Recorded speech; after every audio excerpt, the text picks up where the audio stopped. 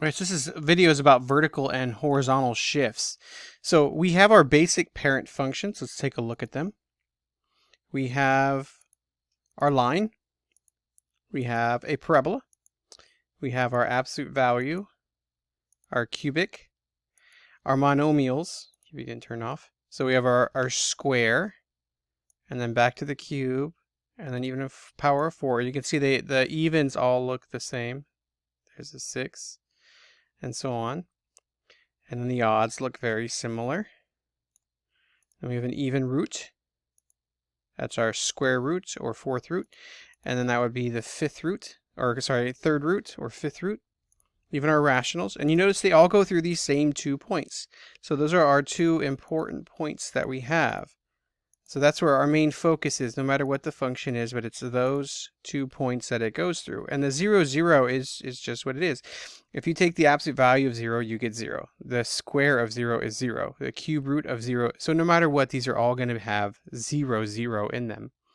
And then 1 works the same way. If you square 1, you get 1. If you take the cube of 1, you get 1. And the absolute value of 1 is 1. So these 2 points are locked.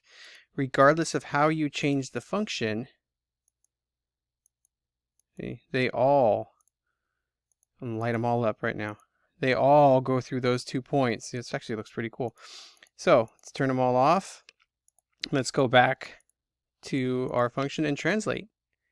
So what are we starting with here? We're going to take the absolute value of x and we're going to do a -2 to it. So let's click on absolute value of x. Let's go down and let's change that second number now to a -2. And so if you noticed, as I moved it, it went which direction? Correct, down 2. So that number outside, what it does is it causes it to move up and down. And that's why I call it a vertical shift. And it moves it to that number. And again, it makes sense. If this was 0, it would now be 0, take away 6. And that works for every single number on there. You're going to take all these y values and subtract 6. That causes the entire graph to go down. And if you add it, the entire graph goes up. It's pretty cool, huh? Just by changing that number, we can move it up and down. And so this was just I think it was a -2, right? Correct. So we put it a -2. That means it shifted it down 2. So we know this one is going to go down 2, which means what do you think will happen to the next one? To the square. So let's change our square. So let's change this from an absolute value to a parabola. That's our square now. And we have -3. Okay, and so it just shifts it down 3. It's the same idea. Works the same way. So this is down 3. So what do you think will happen here? Exactly. It's going to move the entire function down 1. So a plus c would mean it's going to go up c units. And -c would mean it would go down c unit.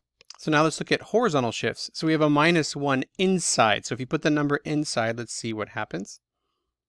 And there it is. So there's our -1, and you can see inside it shifts it to the right 1.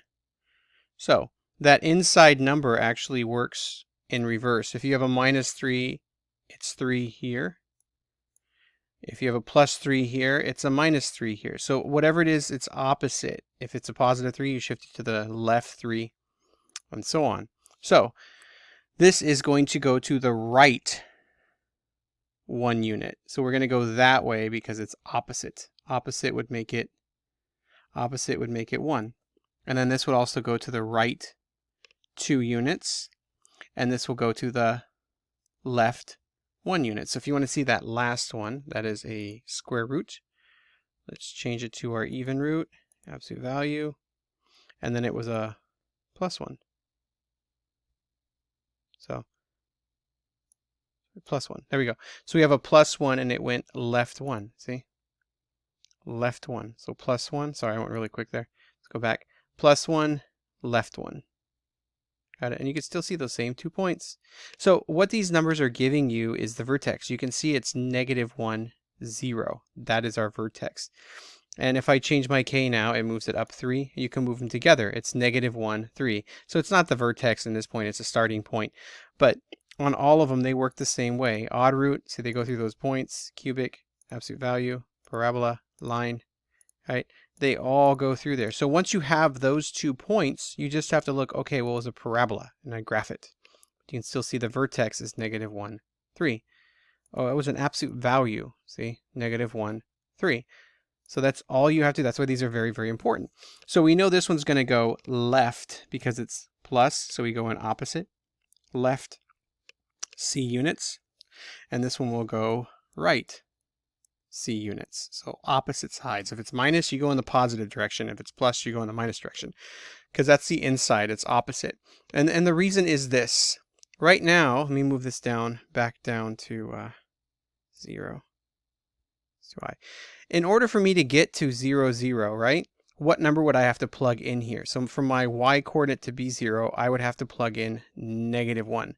So the reason the inside is always opposite is because these are your inputs, and it's affecting the inputs. This is the output. The outside is the outputs, and so they're direct changes. They're exactly the same. So if I put a -1 in, I get 0. And so that's what I have to use. It's always the opposite. So if I had 3, I'd have to put a 3 in here to get this to be 0. So 3 take away 3 would give me 0, but that is y. So now you can graph these extremely quickly. They're just the x and y intercepts. So you always want to just put a little +0 on there so you have your vertical shift. So we know our vertex or starting point would be 1, 0. There's nothing here. So this one has an opposite, which would be 2. And then nothing for vertical. This one has no horizontal because there's nothing inside. And then 1, because there's a 1 shift up. This would be 0, -3. This would be 2, -3. See, so we have a change of 2 inside, so opposite, and same outside. And then here it would be -1, -2. And this is the point you plot. So 1, 0, 2, 0, 0, 1, 0, -3, 2, -3, and then, what, I have a point on there? I don't know. -1, -2 right there. That is our dot. And then from there, you just point to get the next point. So if you notice, no matter how I shift it, those points move together. So what they are is it's up 1 over 1. It's like a slope. It's only good for 1 point. But you can kind of think of it like the line. We're at 0, 0. That's our y-intercept. And then it's up 1 over 1.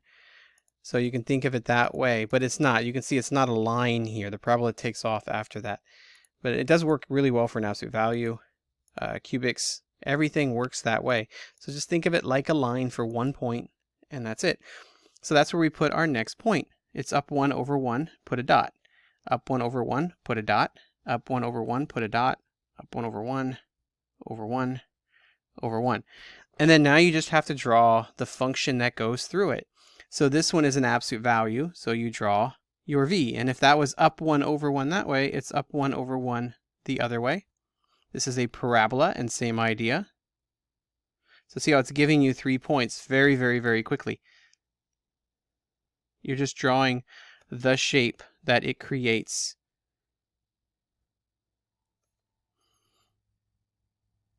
Oops, that looks horrible. So these are nice, quick graphs. And so this is a square root. And if you remember square roots, they look like kind of like a check mark. They kind of look like the symbol itself. So if you go to your even root, you can see it goes off like that. What it is a parabola going this direction. So everything has that kind of shape. If you see the parabola, it looks like that. If you see a cubic, see it kind of follows that same upward motion. So with a cubic, you just go down. So if it's a cube, you draw the parabola up, and then the negatives down. Because what happens, these are now negative, so negatives go negative, positives go positive, but you're just drawing that shape. So you draw that same shape with the root, this direction. And then with an odd root, you actually get to draw the negative as well. But it's just that little parabola going on. So this you draw like that. It goes in that direction. But you see how it's those 2 points over and over again. All right, next video we will do some vertical stretching and horizontal stretching, and then we're done. That is translation. So you should be able to graph graphs extremely quickly.